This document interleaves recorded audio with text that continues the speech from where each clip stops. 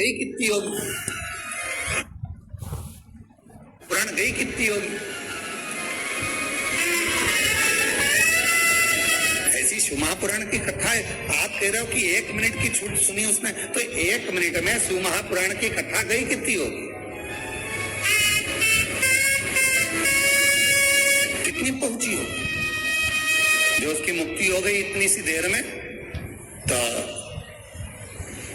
हम हमारे मन से कह रहे हैं बात कि उसने 1 मिनट में अगर शिव महापुराण की कथा सुनी है और उसकी मुक्ति हो गई, तो उसने ज्यादा कुछ सुना कि नहीं सुना वो नहीं मालूम, पर इतना जरूर कह सकते हैं कि उसने श्री शिवाय नमस्तुभ्यम जरूर सुना हो, उसने वो जरूर सुन लिया।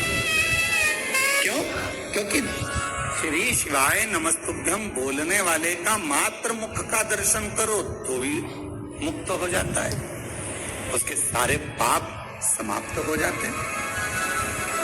उसके सारे पाप आप सब, आई होप आप सब अपने घर पे बहुत अच्छे होंगे। जैसे कि आप सभी को पता है कि आज मावस हो गई है और आज पितृपक्षियाँ समाप्त हो गई हैं। सभी ने अपने अपने घर के पितृ जो हैं विदा कर दिए हैं। बहुत ही अच्छी तरीके से पूजन अर्चन किया है, सबने पिता बनाया अपने घर पर, और बहुत ही मतलब इससे बहुत अच्छा होता है, पितरों को अपनी शांति मिल जाती है और आपके घर में पितृदोष जो है वो समाप्त हो जाता है। तो जैसे कि आपने मेरा थंबनेल देख कर पहचान लिया होगा कि नवरात्रि की वीडियो बनाई है। कल पहला नवरात्रा 22 सितंबर है और बहुत ही शुभ दिन कल से स्टार्ट होने वाले हैं। अगर किसी को कोई भी नई चीज़ खरीदनी है और या कोई भी शुभ कार्य करना है, तो नवरात्रि जो माता के दिन होते हैं 9 दिन बहुत ही शुभ होते हैं, बहुत ही अच्छे होते हैं। तो आप सबको नवरात्रि की हार्दिक शुभकामनाएं। इसी के साथ अगर आपको मेरी वीडियोस अच्छी लगती हैं तो मेरे चैनल को आप सब्सक्राइब कीजिए, मेरी वीडियोस को शेयर कीजिए एक दूसरे के साथ, और मुझे कमेंट्स में बताइए कि आपको मेरी वीडियो कैसी लगी या मैं आगे किस टॉपिक पर वीडियो बनाऊं, और कमेंट्स में आप मुझे ये भी बताइएगा कि मेरी वीडियो में और क्या एडिट करूँ या कुछ भी, मतलब आपको सजेशन देना हो तो आप मेरे कमेंट बॉक्स में आकर मुझे बोल सकते हैं, और मेरी वीडियो को लाइक जरूर करें, शेयर भी जरूर करें। तो चलिए स्टार्ट करते हैं कि आज जैसे कि आपको पता है, और जो भी मैं वीडियो बनाती हूँ उसे एंड तक देखिए, क्योंकि मैं लास्ट में एक रामबाण टिप आपको जरूर दूँगी हर वीडियो में, ताकि आपकी जो पूजन है, आप जो भी पूजा कर रहे हैं वो पूजन आपकी सार्थक हो जाए और आपको उसका फल अच्छी तरीके से मिले। और सभी लोग ये उपाय जरूर करें, और महिलाएं खासतौर पर जो भी मैं उपाय बताती हूँ आपको आप जरूर करें। आपके घर में सुख समृद्धि बनी रहेगी, रोजगार व्यापार आपके हस्बैंड का अच्छा रहेगा और आपके बच्चे स्वस्थ रहेंगे। तो मैं हर चीज़ पे, हर उपाय पे वीडियो बनाती हूँ, तो आप मेरी वीडियो जरूर देखें। तो चलिए बात करते हैं कल के लिए। तो जैसा कि आपको सभी को पता है कि आज मावस हो गई है, तो आप सभी आप शाम को नवरात्रि का सामान खरीद के लाएंगे। तो आपको मैं बताती हूँ स्थापना आपको कैसे करनी है, जो कि बहुत ही अच्छा रहेगा। तो आपको माता के श्रृंगार का सारा सामान लेना है, जो जो आप लेते हो चढ़ाने के लिए, और इसी के साथ आपको जौ लेने हैं, हरे भरे जौ लेने हैं, बिल्कुल साफ होनी चाहिए वो, और एक जो मटकी होती है छोटी सी, जिसे हम कंडा या कुछ भी बोल सकते हैं, मिट्टी का जो होता है जिसे हम बोलते हैं जौ, और उसी के साथ आपको कलश लेना है, आम के पत्ते लेने हैं, फूल लेने हैं, और कपूर लेना है, लौंग लेनी है, इलायची लेनी है, माता को चढ़ाने के लिए चुन्नी लेनी है आपको, और एक छोटी आपको जिस पे हम दरबार लगाते हैं माता का, छोटा सा आप स्टूल वगैरह या चौकी आप छोटी सी वो ले सकते हैं। तो आप ये जब सारा सामान ले ले, तो आपको क्या करना है, पहले आपको रूम में आपका जो पूजा का घर है, पूजा मंदिर है, वहाँ पे आपको बिल्कुल साफ़ सफाई कर देनी है, और रूम आपको पूरा साफ़ सफाई करना है, कोई भी गंदगी वहाँ नहीं होनी चाहिए, क्योंकि नवरात्रि का जो हम स्टार्ट करते हैं वो बिल्कुल शुद्ध तरीके से करते हैं, नहा धोकर। जब आप नहा धो लें, स्वच्छ कपड़े पहन लें, उसके बाद आप कमरे में आपने झाड़ू पोछा कर लें, अच्छी तरह साफ़ सफाई कर लें वहाँ की। फिर आप जो चौकी अगर नहीं लाए हैं, तो नई चौकी को आप साफ़ करके एक बार रख लीजिए। अगर आपके पुराने घर में है तो आप उस चौकी को धो लीजिए, अच्छी तरह से सुखा लीजिए, फिर उसे आप वहाँ पे मंदिर में रखिए, और उसके ऊपर आप रेड कलर का, येलो कलर का, ग्रीन कलर का, क्योंकि यही शुभ माता के लिए शुभ माने जाते हैं। पूजा में हमारे शुभ मतलब कलर होते हैं, इनमें से कोई भी कलर का आप एक कपड़ा, या आजकल तो बहुत डिज़ाइनर आ रहे हैं बिछाने के लिए, बिछौने बोलते हैं जिसे, तो आप वो कोई भी ले सकते हैं, आप उस पर वो रखिए। फिर एक आप छोटी माता की, अगर आप मूर्ति स्थापना कर रहे हैं तो आप एक छोटी मूर्ति ले आइए माता की, अच्छी बनी हुई, या फिर आप जो फोटो वाली होती है आप वो भी रख सकते हैं। तो आपको वहाँ पे चौकी रख देंगे, चौकी के ऊपर आप बिछौनी बिछाएं, फिर उसके ऊपर माता की एक मूर्ति आप रख लें, जो भी आप लाए हैं उसको स्वच्छ करके अच्छी तरह से आप उनमें विराजित कर दें।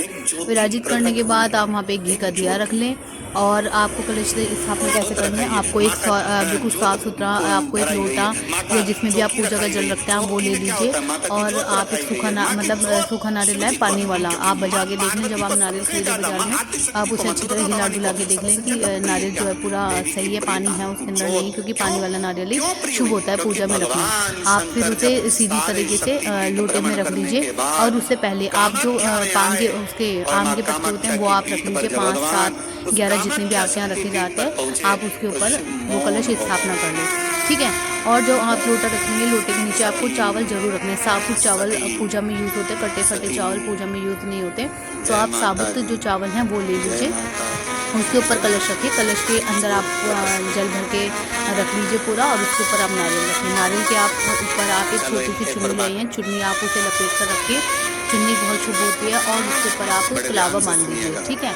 फिर आप लोटे में भी कलावा लगा दीजिए, तो ये क्या होता है, प्रॉपर आपका जो है कलश स्थापना हो जाती है। फिर आपको क्या करना है, आपको जो माता की दोनों टाइम आपको पूजा अर्चना करनी है, माता की आरती करनी है, सभी तरीके से आपको पूजन करना है।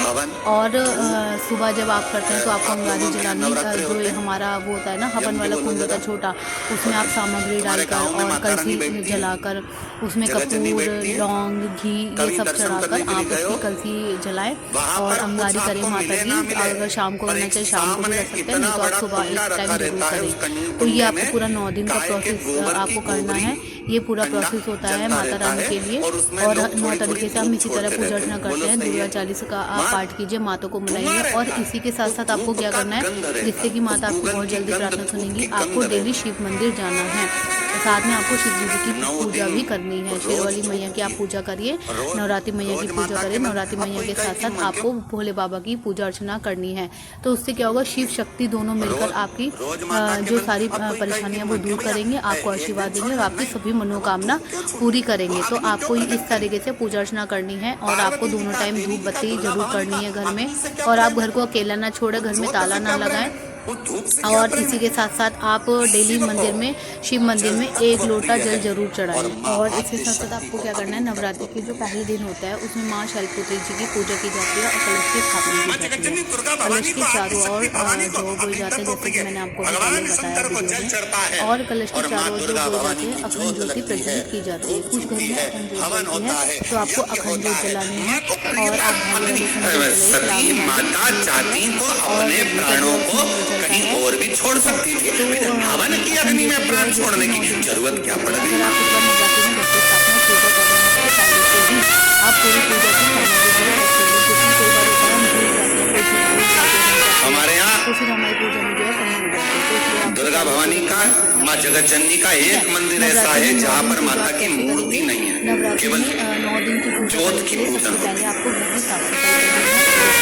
कौन सी माँ है वो? ज्वाला, जहाँ पर ज्योत जलाई नहीं जाती, अपने आप पृथ्वी से ज्योत जलती है, अपने आप ज्योत निकलती है। तो मैं यहाँ पे ये भी बता देती हूँ कि आपको जॉल ये कैसे बनी, क्योंकि आपको 100% हरे भरे जॉल देंगे। आपको जो जॉल लेने हैं वो बिल्कुल साफ सुथरे लेने हैं, और बिल्कुल मतलब आप उन्हें धो मिला के एक बार धो के सुखा लें। और फिर आपको क्या करना है, आप जो मिट्टी के उसमें क्यारे में जो आप वो करेंगे, मिट्टी बिल्कुल साफ होनी चाहिए, उसमें किसी प्रकार की कोई गंदगी नहीं होनी चाहिए, क्योंकि देखो जॉल तभी होते हैं हरे भरे जब सब कुछ स्वच्छ होगी। अगर स्वच्छ आप शुद्धता से आप करेंगे तो 100% आपके जो जौ हैं वो हरे भरे रहेंगे। तो जो मिट्टी का आप वो लेंगे जिसमें हम डालते हैं जौ, मतलब कुंडा या आप जो भी कहते हैं, तो उसे मिट्टी का जो आधा मतलब गमला होता है, गमला टाइप होता है छोटा, उसमें आप डालेंगे और उसमें मिट्टी डालेंगे, और मिट्टी के साथ साथ आप उसमें जौ जो है मिक्स कर देंगे अच्छी तरह उसे। और उसके बाद आप उसमें हल्का सा गंगा जल जरूर छिड़के और उसे ढक के रख दीजिए, ठीक है। और फिर जब आप जैसे जैसे पूजा करेंगे डेली, तो आपको उसको एक बार धूप जरूर दिखानी है। आप देखेंगे कि 9 दिन में आपके जो जौ हैं वो ऐसे होंगे कि आप कहेंगे कि आज तक आपके जो ऐसे नहीं है, बहुत ही हरे भरे होंगे। पूरी आपको श्रद्धा के साथ करना है।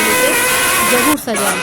और अखंड ज्योति जलाना भी बहुत शुभ माना जाता है। यदि आप ये नहीं कर सकते तो रोज आप सुबह शाम माँ दुर्गा के सामने नॉर्मल जो आप घी का दिया जलाते हैं डेली पूजा में, आप वो जरूर जलाएं। माता की आरती करें दोनों टाइम, ठीक है। और मंत्रों का जाप करें। ओम ऐं ह्रीं क्लीं चामुंडाय विच्चे मंत्र का जाप करने से माँ दुर्गा की असीम कृपा कृपा प्राप्त होती है। आप इस मंत्र का जाप जरूर करें हम गुरुदेव और रोजाना आप दुर्गा चालीसा सप्तशती का पाठ करें। यहाँ रोजाना दुर्गा 23/9/2025 चालीसा और दुर्गा सप्तशती से का आए पाठ करने से कष्ट बाबा जो को है सभी प्रणाम दूर होते करने हैं और के जीवन लिए में पूरा सकारात्मकता परिवार आती है। समेत दोनों बेटों को भोग लेकर हम यहाँ माता आए रानी को हैं भोग भी बाबा लगाएं आप, को नमन जो उनका प्रिय भोग है वो लगाएं और और उन्हें जो भोजन के रूप में जैसी फल या शुद्ध सात्विक आप भोजन ग्रहण करें व्रत में, ठीक है। और नवरात्रि के दौरान आपको क्या करना है, नवरात्रि के दौरान आपको सात्विक ही भोजन करना है जो व्रत में खाया जाता है। मांस, मदिरा, लहसुन, प्याज इन चीज़ों का सेवन ना करें और हो सके तो घर में भी आप इन्हें ना लाएं, क्योंकि देखो मान्यता है कि हिंदू धर्म में इन चीज़ों को पूजा में अच्छा नहीं माना जाता। तो आप 9 दिन इनका त्याग कर दें, 9 दिन ना आप इन्हें घर लाएं, ना ही आप इसे बनाएं और ना ही खाएं। व्रत के दौरान आप फल और फलाहार का सेवन करें। इसके अलावा आप दान पुण्य करें, ज़रूरतमंदों को आप फल दे सकते हैं, अनाज दें, कपड़े जैसी वस्तुओं का आप उन्हें दान कर सकते हैं, ठीक है। सुबह के समय माँ दुर्गा माता को आप शहद मिला हुआ दूध अर्पित करना शुभ होता है, वो ज़रूर करें। अष्टमी या नवमी के दिन छोटी कन्याओं का पूजन करें और उन्हें भोजन आप जरूर कराएं। उन्हें घर से खुश करके भेजेंगे तो माता की कृपा पे आप पर जरूरी होगी।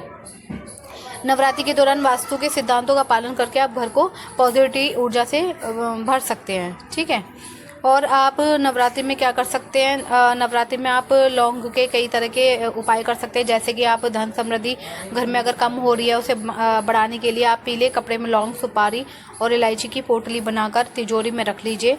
बाधाओं को दूर करने के लिए सिर से वार कर लौंग अर्पित कीजिए और नकारात्मक ऊर्जा नेगेटिविटी को खत्म करने के लिए आप हवन या कपूर के साथ लौंग जलाएं। आप घर में छोटा सा हवन कुंड रखिए और उसमें रोजाना आप धूप दीप दीजिए। जो कलसी होती है उपले की वो जरूर जलाए, तो उसे आपके घर में जितनी भी नेगेटिविटी होगी वो दूर हो जाएगी और पॉजिटिविटी रहेगी, ठीक है। लौंग का नियमित रूप से दीपक में उपयोग करने से घर की सुख समृद्धि बढ़ती है और शत्रुओं को शांत करने के लिए 27 दिनों तक आप लौंग अर्पित करने का विधान भी रख सकते हैं। और मनोकामना के लिए आपको क्या करना है, जो मैंने कि आपको बताया, नवरात्रि में मनोकामना पूर्ति के लिए आप माता दुर्गा की पूजा करें, दुर्गा चालीसा का पाठ करें, अखंड ज्योत जलाएं और जो भी आप व्रत रख रहे हैं वो बिल्कुल श्रद्धा भाव से रखें, तो निश्चय ही आपकी जो मनोकामना 9 दिन में पूरी होगी। माता रानी का आप पे आशीर्वाद बनेगा। और अष्टमी या नवमी के दिन आप कन्याओं को भोजन जरूर कराएं, उन्हें उपहार दें, माँ दुर्गा को लाल चुनरी चढ़ाएं, नारियल चढ़ाएं, श्रृंगार की सामग्री अर्पित करें। साथ ही मनोकामना पूरी करने के लिए निर्वाण मंत्र ओम ऐं ह्रीं क्लीं चामुंडाय विच्चे का आप नियमित रूप से जाप करें, ठीक है।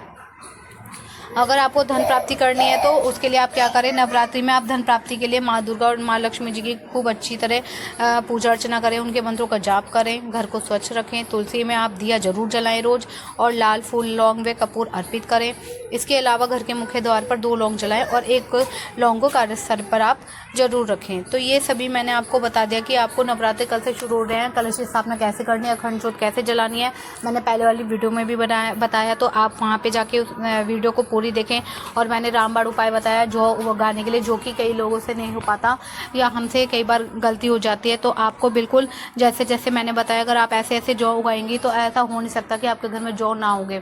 100% रामबाण उपाय है ये जौ उगाने का, तो आप इसे ज़रूर ट्राई करें। और पूरी श्रद्धा भक्ति से 9 के 9 व्रत अगर आप रखना चाहते हैं वो रखें, या अगला पिछला जैसे भी आप रखना चाहते हैं वैसे रखें।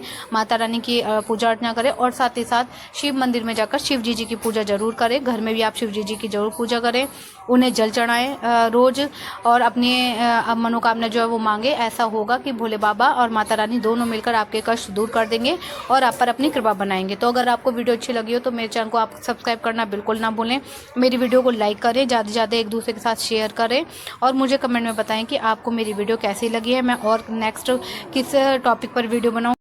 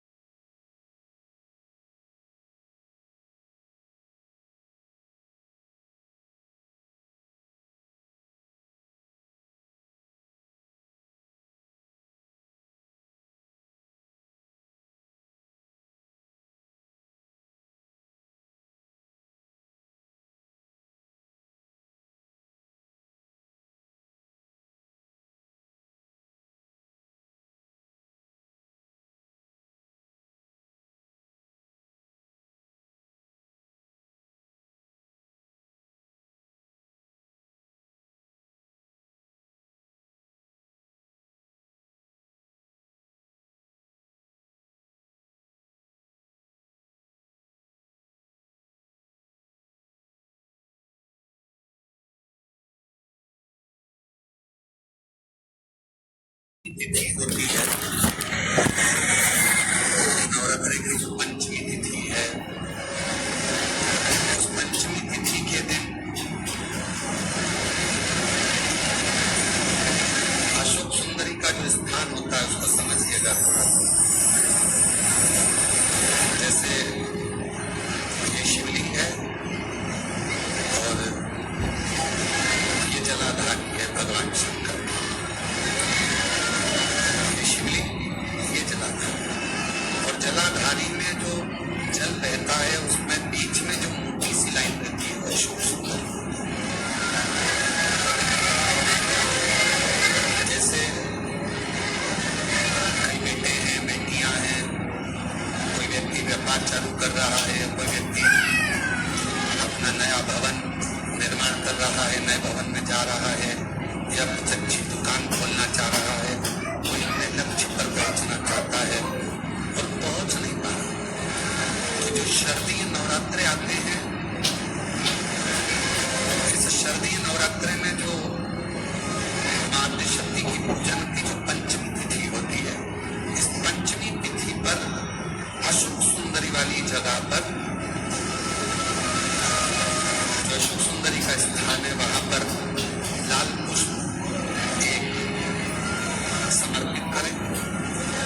जो जलाधारी है, मां पार्वती, जगत जननी, जगदम्बा, अम्बा, भवानी, मैया दुर्गा का हस्तकमल, इस पर 7 जगह पर कहीं पर भी लाल चंदन की बिंदी 7 स्थान पर कहीं पर भी रखो और 1 लोटा जल शिव जी को पंचमी के दिन, नवरात्रि की शारदीय नवरात्रि की पंचमी के दिन कामना करते हुए उत्तर की ओर मुख कर कर, अर्थात यहाँ बैठते हुए शिव जी पर जल चढ़ाना प्रारंभ करें और अपने मन की कामना कहकर बाबा के पास में जो लाल पुष्प समर्पित करा है, उस पुष्प को अशोक सुंदरी वाली जगह से वापिस लेकर जाए।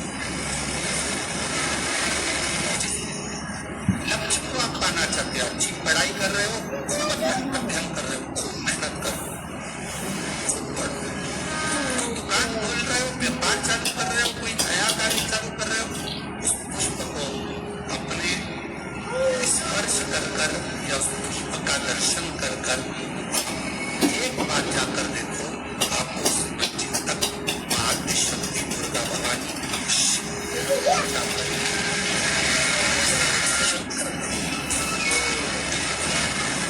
और एक निवेदन करूं आप लोगों से कि बन सके दुर्गा सप्तशती का पाठ अगर करते हो या दुर्गा सप्तशती को आप पढ़ते हो तो हिंदी का उसमें नीचे लेख आते रहते, बहुत सारे वर्णन आते हैं, उसका भी पढ़ेंगे तो उसमें बहुत सारी बातें आपको बहुत अच्छी अच्छी देवी भागवत में, दुर्गा सप्तशती में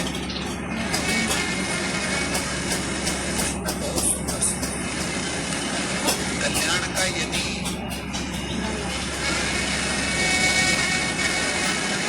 गीतामृत गोरखपुर से जो कल्याण निकलती है, उस कल्याण का यदि देवी अंक अगर आप पढ़ेंगे माता दुर्गा भवानी पर, बड़ा सुंदर, उसमें भी बहुत सी चीजें मातृ शक्ति की आराधना की, साधना की, पूजन की पद्धति बहुत सुंदर, उसका ध्यान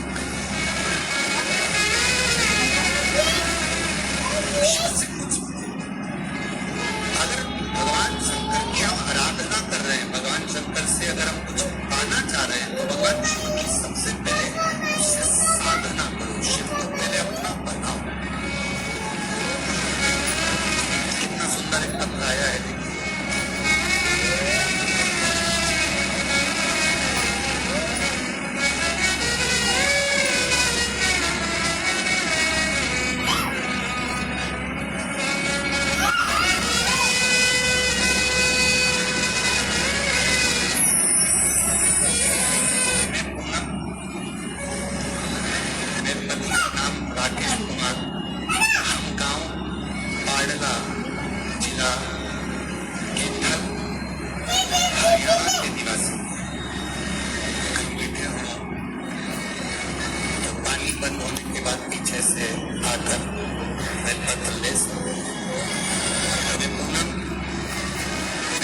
इनका नाम राकेश कुमार,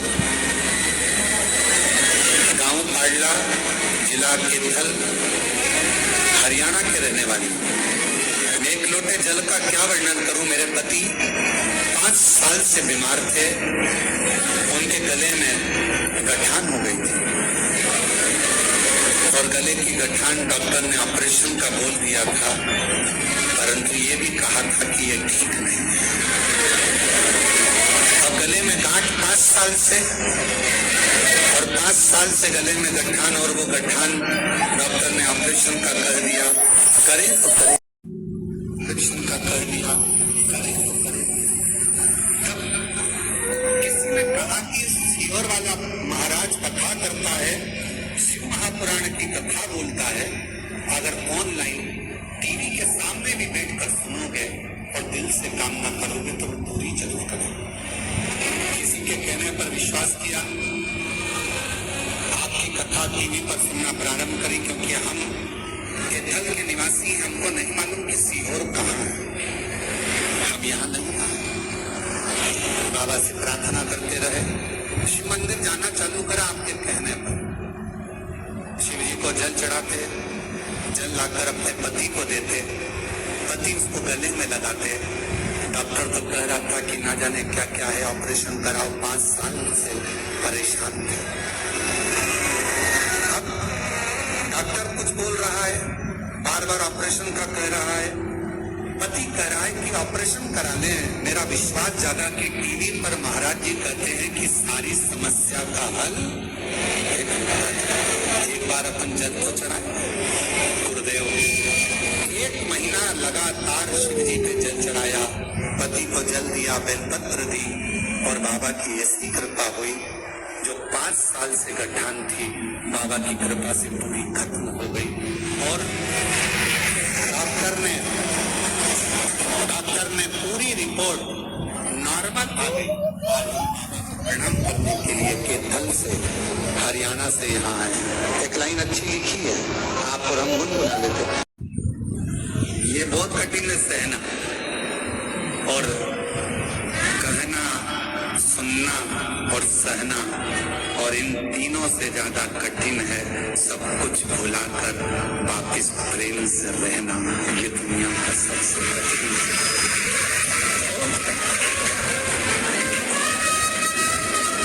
पहले कठिन है कहना, फिर कठिन है सुनना, और सुनने से ज्यादा कठिन है सहना, और इन तीनों चीजों से भी ज्यादा कठिन है अपनी पुरानी बातों को भूल कर, पुराने जो भी भूल कर उसमें फिर प्रेम से वापिस रहना, भूल जाना, दिमाग से निकाल देना कि कुछ हुआ, दिमाग से निकाल देना कि कुछ हुआ।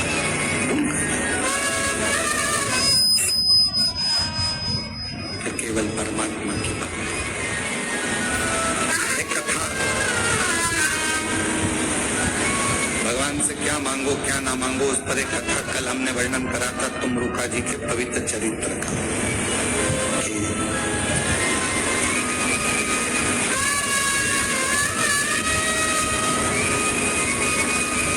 एक बार तुमरुका जी देवर्षि नारद जी के साथ में,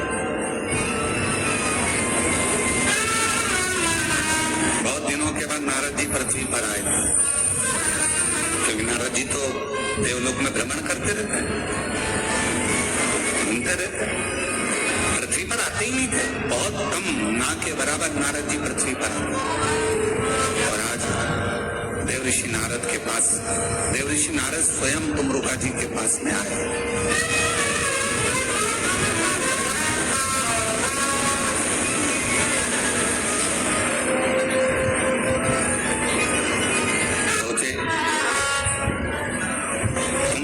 पूछा देवऋषि नारद कैसे आना हुआ? नारद जी कह रहे हैं मैंने ऊपर के सारे धाम घूम लिए जितने भी हैं, अब मेरा मन करता है कि मैं नीचे के धाम घूमूं। आप मुझे पूरे भूमंडल पर जितने भी देव विराजमान हैं, भूमंडल पर जहां जहां पर तीर्थ विराजमान हैं, उनका दर्शन मुझे करो, उनका दर्शन। ठीक है, चलिए मैं आपको दर्शन करा देता हूँ। देवऋषि नारद को लेकर तुमरुका जी चल दिए। दोनों में कोई अंतर नहीं है। तुमरुका जी के हाथ में भी करताल है, तुमरुका जी के हाथ में भी वीणा है, और देवऋषि नारद के हाथ में भी करताल है और वीणा है। बस अंतर एक है कि नारद जी का चेहरा मनुष्य जैसा है और तुमरुका जी का चेहरा कैसा है, घोड़े जैसा। बस एक अंतर है, बाकी का कोई अंतर।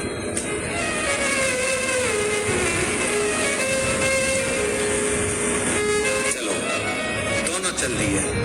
अब नारद जी क्या बोलते थे? बोलो बोलो, जम के बोलो जरा। श्रीमन तुमरुका जी क्या बोलते थे? नमः शिवाय, नमः शिवाय, नमः शिवाय, नमः शिवाय, ओम नमः। अब किसी ने एक बार इस कथा को सुना तो पूछ लिया, गुरुजी आप कह रहे हो कि तुमरुका जी ने पितरों के हाथ जोड़े, पितरों ने तुमरुका जी के हाथ जोड़े, ये कैसे हो? तो कहा तुमरुका जी ने पितरों के हाथ इसलिए जोड़े, हे पितरों, हे पितरानियों, हे पूर्वजों, हम आपको इसलिए प्रणाम कर रहे हैं क्योंकि आप माँ पार्वती जी के नाना और नानी हो। माँ जगतजननी आज अगर हमको संभाल रही हैं, माँ जगतजननी हम पर यदि कृपा कर रही हैं, माँ जगदम्बा यदि हम पर कृपा कर रही हैं, तो वो तुमसे ही प्राप्त होगी, तुमसे ही। अब पितर तुमरुका जी को क्यों प्रणाम कर रहे हैं? जब तुमरुका जी ने पितरों को प्रणाम करा तो पितरों ने तुमरुका जी को क्यों प्रणाम करा? शिव महापुराण की कथा कहती है आप किसी को आदर दीजिए, आप किसी को हाथ जोड़िए, उसका मन नहीं भी होगा ना हाथ जोड़ने का, तो भी उसको हाथ जोड़ना ही पड़ेगा। आप किसी को आदर करिए, आप किसी का सम्मान करिए, आप किसी को सत्कार करिए, सम्मान देंगे, आदर करेंगे, सत्कार करेंगे। जब आप आदर करेंगे, सम्मान करेंगे, सत्कार करेंगे, तो उस आदर का आनंद अपने आप आपको दुगना आदर मिलेगा, दुगना सम्मान मिलेगा, दुगना सत्कार मिलेगा।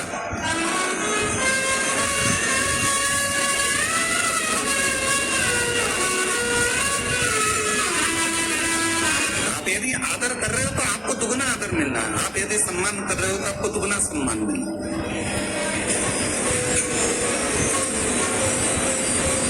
महादेव नमन अमृत थोड़ा सा मीठा रहता है, सोमम पितृ का नाम लेता है।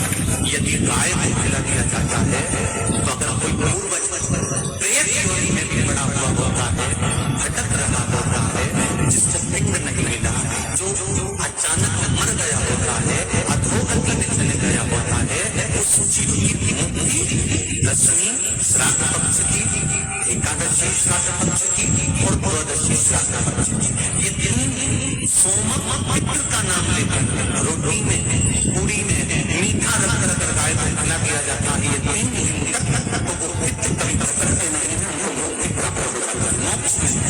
एकादशी के दान की महत्वता श्रीमद वज्राचार्य जी ने कहा कि कोई व्यक्ति अगर खटिया पर पसर रहा है, पलंग पर तड़प रहा है, हॉस्पिटल में पड़ा हुआ है, तो निवेदन है कि उसको देखने जाओ तो अपनी करी हुई एकादशी में से 2 एकादशी का दान उसको तुरंत दे दो। क्यों? तो जिससे उसको मोक्ष मिल जाए। तो एकादशी का व्रत ही हमें किया गया, हमारा पाप कर्म है। हमने किसी जीव की हत्या करी है, हमने किसी को कष्ट प्रदान करा है, हमने किसी को अपशब्द कहा है, हमने किसी को ताने दिए, हमने किसी को आड़ा टेढ़ा कहा है, हमने किसी को गालियां दे दी है। मात्र एकादशी का व्रत ही कर लेने पर ये सारे जो दोष हैं वो समाप्त हो जाते हैं। एकादशी के जब आप शंकर को चढ़ाने तो रोज ही जाते, जब एकादशी का दिन रहे और शंकर जी के मंदिर में आप जल समर्पण करें तो 3 बार स्वधा स्वधा स्वधा या स्वधा स्रोत का पाठ, जिसमें 12 श्लोक, जैसे पीपल के पत्ते में पराग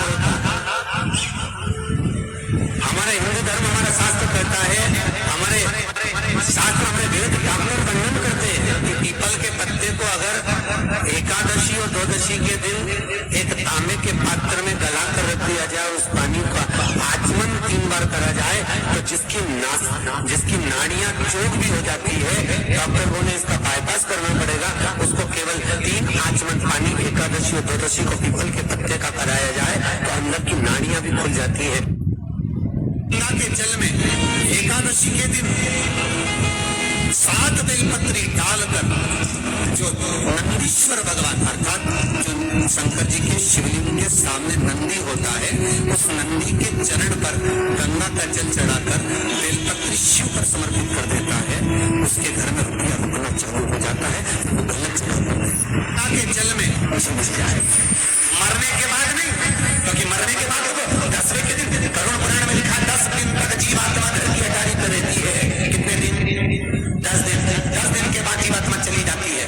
कहाँ जाती है? उसको जहाँ जाना है। 3 दिन में उसको भोग भोगना पड़ता है जीवात्मा को। 3 दिन नरक का भोग भोगती है, उसके बाद स्वर्ग का भोग भोगती है। 18 दिन में ये प्रोसेस पूरी हो जाती है। कितने दिन? 18 दिन। 18 दिन के दो बेतानी पड़ती है, बहुत रक्त से, मांस से, पीप से भरी होती है, बड़ी गंदगी भरी होती है, और दूसरी बेतानी ऐसी होती है जो बहुत सुंदर, बहुत जो रक्त से, मांस से, पीप से जो भरी हुई बेतरनी है, वहां बहुत सारे संसार के जीव भटके पड़े हुए हैं, बहुत जीव भटके पड़े हुए हैं। ऐसी कृपा कर दो, आप 2 क्षण के लिए उस बैतरणी के तट पर चले जाओ और वहां जीवों का कल्याण करो, जीवों का।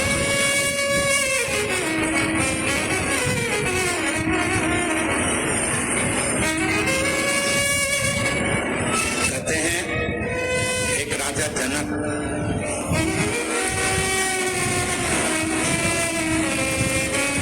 बहुत पुण्य करा था, बहुत पुण्य।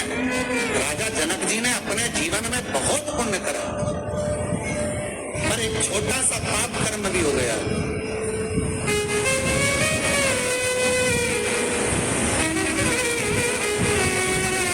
क्या पाप कर्म कर गए? थोड़ा सा कर गए। जिस रास्ते से निकल कर जा रहे थे, उस रास्ते से निकलते निकलते, जिस रास्ते से निकल कर जा रहे हैं, उस रास्ते में बीच में एक गाय मिल गई और गौ माता मिली, और इनको जाना था उसी मार्ग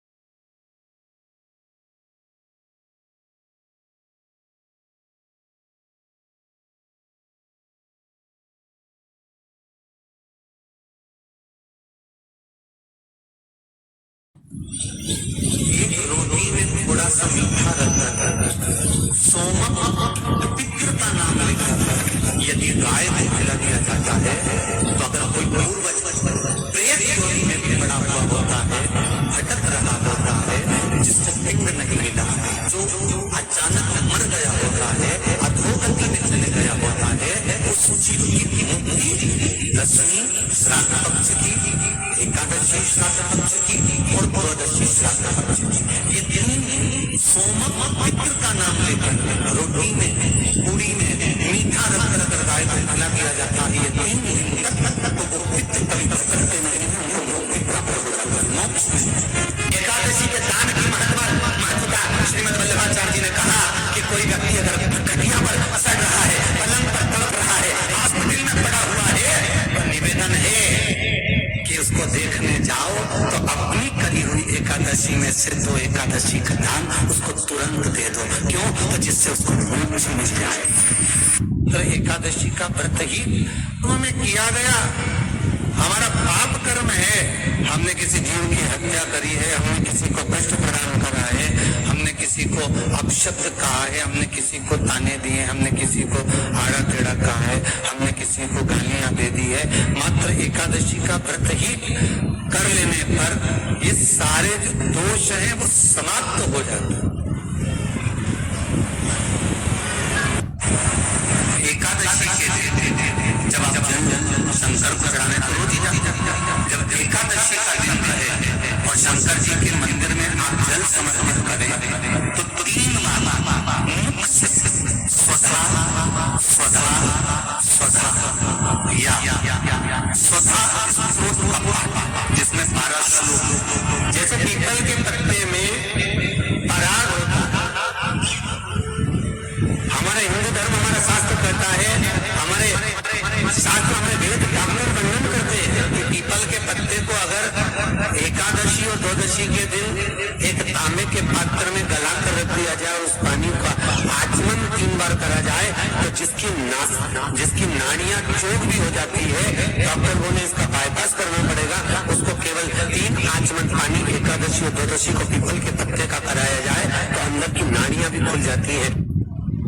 गंगा के जल में एकादशी के दिन 7 बेलपत्री डालकर जो नंदीश्वर भगवान अर्थात जो शंकर जी के शिवलिंग के सामने नंदी होता है, उस नंदी के चरण पर गंगा का जल चढ़ाकर बेलपत्री शिव पर समर्पित कर देता है, उसके घर में रुपया रुकना चालू हो जाता है। वो गलत गंगा के जल में समझ जाए मरने के बाद नहीं, क्योंकि मरने के बाद 10वें के दिन करुण पुराण में लिखा 10 दिन तक जीवात्मा धरती हटारी कर देती है।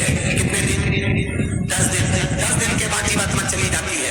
कहाँ जाती है? उसको जहाँ जाना है।